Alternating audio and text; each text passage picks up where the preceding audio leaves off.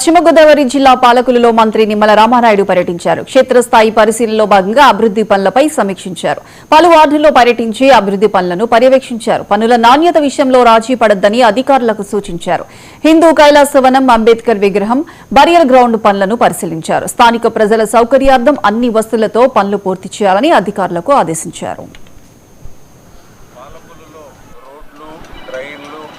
మౌలికమైనటువంటి సౌకర్యాలతో పాటుగా ప్రతి గ్రామంలోనూ కూడా శ్మశాన వాటికలు కానీ అదేవిధంగా మరి ఏదైతే మన భారత జాతికి ముద్దు బిడ్డలైనటువంటి డాక్టర్ బిఆర్ అంబేద్కర్, బాబు జగజ్జీవన్ గారు లాంటి వారి విగ్రహాలు మరి ఒక ఎండకి వానకి నడుస్తూ ఎండుతూ కాకుండా ఆ యొక్క మహనీయుల్ని గౌరవించుకునేటువంటి విధంగా మంచి రూఫ్ వేయాలనేటువంటి సంకల్పంతో నిధులతో పాటుగా శ్రమదానం చేస్తూ ప్రజలు కూడా భాగస్వామ్యం చేస్తూ ఆ పనులు కూడా ఎప్పటికప్పుడు పర్యవేక్షిస్తూ మరి ఏదైతే ఆ డిజైన్లు కూడా 1-2 సార్లు పరీక్షించుకుంటూ సుందరంగా, అందంగా, సౌకర్యంగా